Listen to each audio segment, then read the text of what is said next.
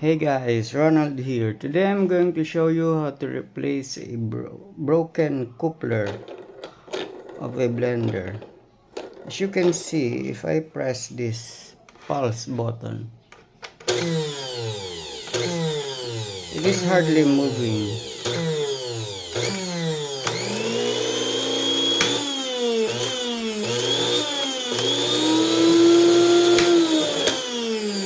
Meaning, it is already lost its thread. Okay, this is how we're going to do it.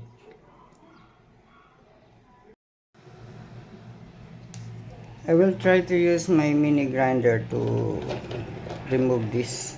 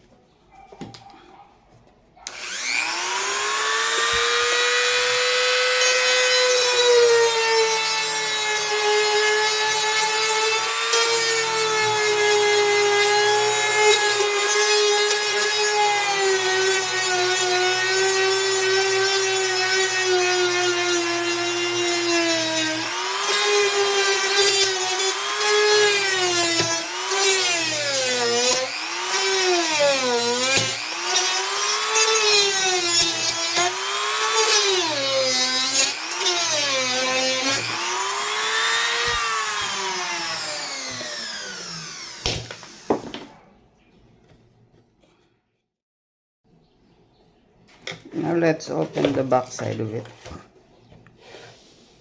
It has 5 screws.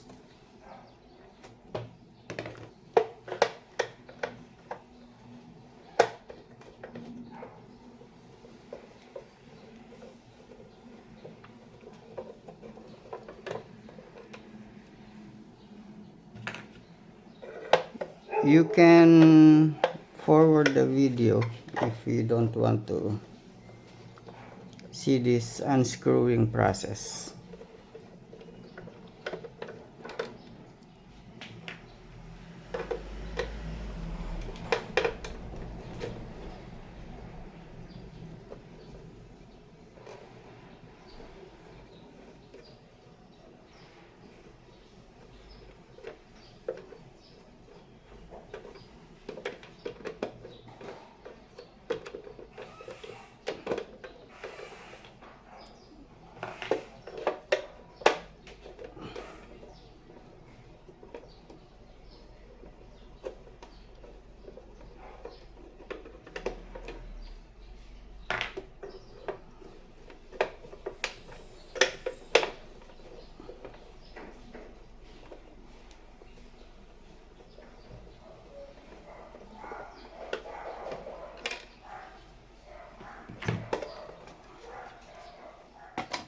It's a vice grip to hold onto this screw.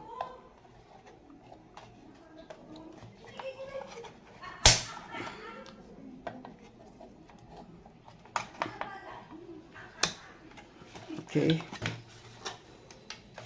The way to remove this is by moving it counterclockwise. I mean to say clockwise.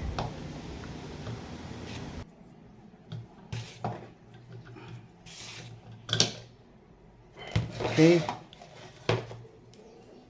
There it is. Now we are going to put in the new coupler that I bought online.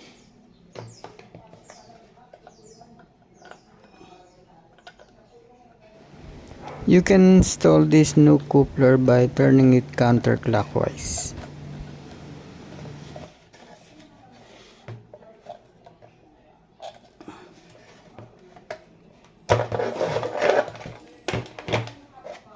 Okay. Now let's put them back together.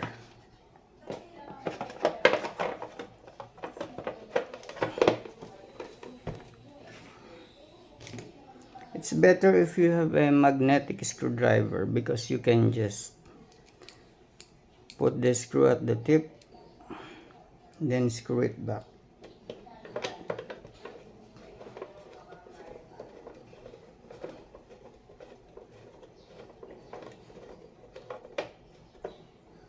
The way I do it is I screw it at the end and then I screw it at the other end on a diagonal pattern.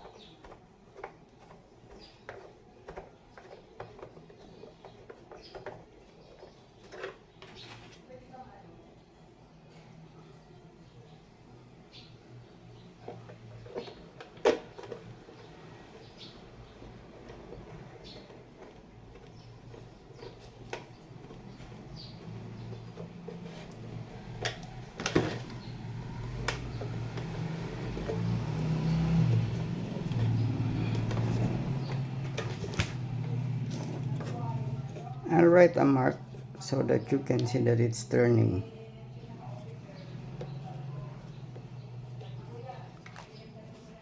Let's try it.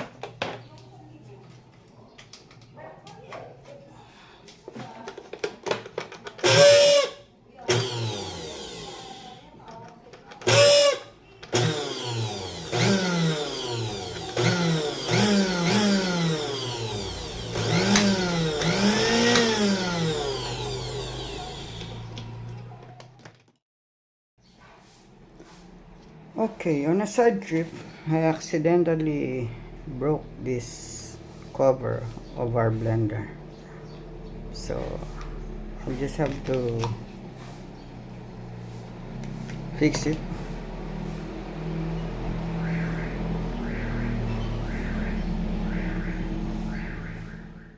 Stronger later.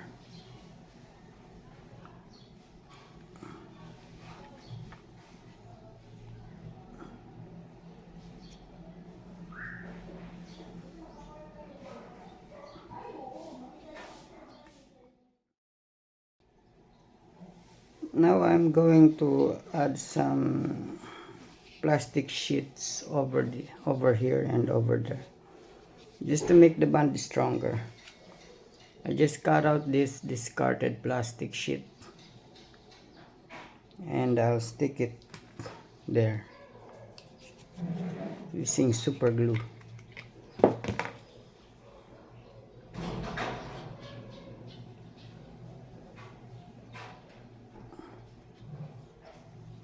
The idea is to make it stronger.